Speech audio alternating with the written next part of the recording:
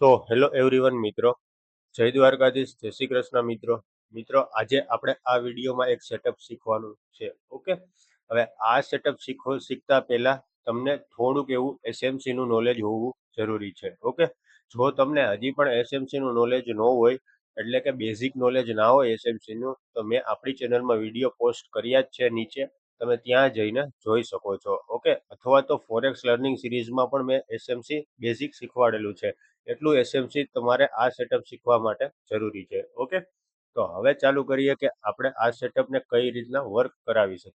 Okay, સૌથી પહેલા હું તમને થિયરી શીખવાડી દઉં કે કઈ રીતના આ સેટઅપનું વર્ક કરે છે. ઓકે, હવે તમારે જોવાનું છે કે મેજર લિક્વિડિટી 4 અવરના ટાઈમ ફ્રેમમાં ક્યાં છે. ઓકે, 4 અવરના ટાઈમ ફ્રેમમાં મેજર લિક્વિડિટી, અથવા તો તમે આગળની 2-3 કેન્ડલ પણ લઈ શકો છો. ઓકે, આવી રીતના કઈ કેન્ડલ હોય 4 અવરની. ઓકે, હવે આ કેન્ડલે આગલી કેન્ડલને સ્વીપ કરી છે લિક્વિડિટી. ઓકે, આ કેન્ડલની લિક્વિડિટી આને સ્વીપ કરી છે, એટલે કે હાઈની લિક્વિડિટી લઈ લીધી છે. ધેન એના પછીની કેન્ડલ લોને ટાર્ગેટ કરશે. શું કામ લોને ટાર્ગેટ કરશે? કારણ કે market basically liquidity to liquidity ચાલતું હોય છે. ઓકે, એટલે પછી માર્કેટ આ લોને ટાર્ગેટ કરશે. એટલે કે માર્કેટે આ કેન્ડલમાં અપસાઇડની લિક્વિડિટી હન્ટ કરી. હવે માર્કેટની પેન્ડિંગ લિક્વિડિટી લો બાજુની છે, એટલે એના પછીની કેન્ડલ જે છે એ લો સાઈડની લિક્વિડિટી હન્ટ કરશે. ઓકે, તો આના જ બેઝિસ ઉપર આપણું સેટઅપ છે. ઓકે, હવે આ સેટઅપ કઈ રીતના છે જુઓ. આ એક હાઈની લિક્વિડિટી હન્ટ કરી, પછી માર્કેટનો નેક્સ્ટ ટાર્ગેટ શું રહેશે? લોની લિક્વિડિટી. ઓકે, હવે આ લોની લિક્વિડિટી માર્કેટ લેવા જાય છે ત્યારે આપણે આ જ કેન્ડલને પકડવાની છે અને આ જ કેન્ડલ ઉપર ટ્રેડ લેવાનું છે. ઓકે, તો હવે કઈ રીતના પકડશું? આ એક છે ડાઉન સાઈડનું સેટઅપ. હવે હું તમને અપસાઇડનું પણ સેટઅપ બતાવી દઉં. ઓકે, અપસાઇડમાં આવી રીતના કઈ 4 અવરની કેન્ડલ હોય છે. આ 4 અવરની કેન્ડલ છે. આ 4 અવરની કેન્ડલનો હાઈ અને લો. ઓકે, આ થઈ ગયો હાઈ અને આ થઈ ગયો લો. ઓકે, આ બેઝિક થિયરી હું તમને સમજાવું છું. હવે એના પછીની જે પણ કેન્ડલ છે એ લોને ટાર્ગેટ કરશે પહેલા.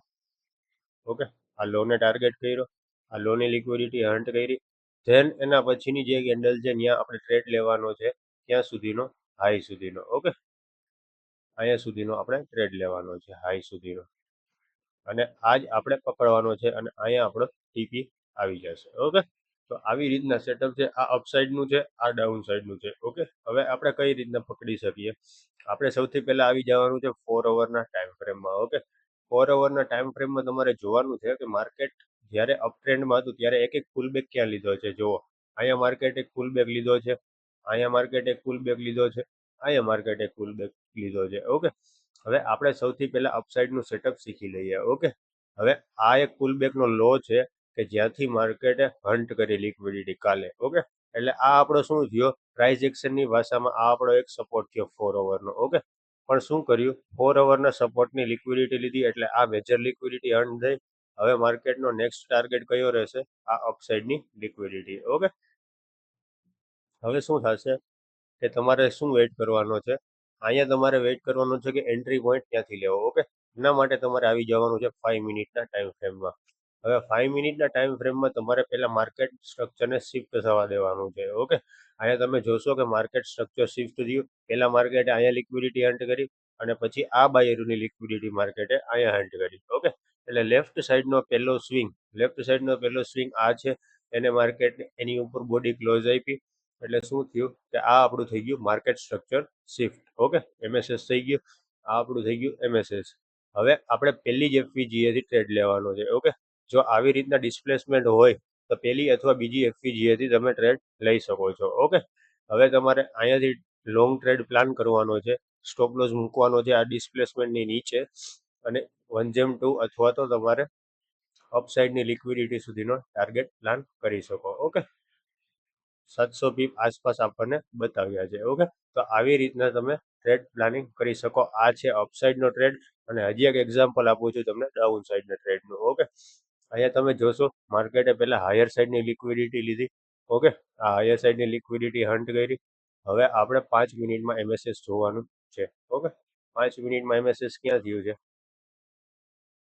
5 મિનિટમાં એમએસએસ થયું છે માર્કેટનું અહીંયા. ઓકે, અહીંયા માર્કેટે MSS કર્યું અને એના પછીનો ડાયરેક્ટ FVG અથવા તો OB ગમે એ લઈ શકો, POI લઈ શકો. આ મળી ગયો આપણને ઓર્ડર બ્લોક અને આ મળી ગઈ આપણને FVG. અહીંયાથી તમે શોર્ટનું પ્લાનિંગ કરી શકો ટ્રેડનું. ઓકે, અહીંયાથી તમે શોર્ટનું પ્લાનિંગ કરી શકો અને આ સ્વિંગ હાઈનો SL. ઓકે, અને પછી તમે લોઅર સાઈડ એટલે કે નીચેની બાજુની લિક્વિડિટીનો ટાર્ગેટ. ઓકે, તો આ એક બહુ ઇઝી સેટઅપ છે. તમારે થોડું એવું મગજ મારવાનું છે. બહુ ઇઝી સેટઅપ છે અને આમાં તમારે એક ટ્રેડ સારામાં સારો પકડાઈ જશે એટલે તમારો રિસ્ક રિવોર્ડ રેશિયો બહુ સારો એવો બેસી જશે માર્કેટમાં. ઓકે, તો રિસ્ક રિવોર્ડની ગેમ છે આખી, એટલે રિસ્ક રિવોર્ડ ફોલો કરતા જાઓ અને ટ્રેડિંગ કરતા જાઓ. બહુ ઇઝી રહેશે અને આ એક બહુ સારું એવું સેટઅપ છે. ઓકે, આને બેઝિકલી કહેવાય છે CRT, candle range theory. Okay, હવે તમારે આ CRT શીખવું છે તો તમે મને કોમેન્ટ સેક્શનમાં જણાવજો, હું આનો ડિટેલ વિડીયો પણ નાખી દઈશ. ઓકે, અને બેઝિકલી તમારે જો હજી પણ આવા લર્નિંગ વિડીયો જોતા હોય તો તમે ચેનલને સબસ્ક્રાઇબ કરી નાખજો અને વિડીયોને લાઈક કરવાનું ના ભૂલતા. ઓકે, અને તમારા મિત્રોને પણ શેર કરજો. ઓકે, જેથી કરીને હું આવા ડેઈલી લર્નિંગ વિડીયો પોસ્ટ કરી શકું અને તમે ઇઝીલી લર્નિંગ લઈ શકો. ઓકે, તો મળીએ નેક્સ્ટ વિડીયોમાં. અને આ વિડીયો કેવો લાગ્યો તમે કોમેન્ટ સેક્શનમાં જણાવતા જાજો. અને જો તમારે ટ્રેડ લેવા હોય તો આપણી ટેલિગ્રામ ચેનલની લિંક હું તમને ડિસ્ક્રિપ્શનમાં આપી દઈશ, ત્યાં જઈને તમે જોઈન કરી શકશો. ઓકે, કાલે જ એક ટ્રેડ આપ્યો હતો આપણો 700 પીપ સુધી ચાલ્યો હતો. ઓકે, બધાએ ટ્રેડ લીધો હતો અને બહુ સારો એવો પ્રોફિટ કર્યો હતો. મેં પણ ટ્રેડ લીધો હતો. ઓકે, તો તમારે આવા જ ટ્રેડ જોતા હોય તો તમે ટેલિગ્રામ જોઈન કરવાનું ના ભૂલતા. ઓકે, મળીએ આપણે નેક્સ્ટ વિડીયોમાં. જય દ્વારકાધીશ, જય શ્રી કૃષ્ણ મિત્રો.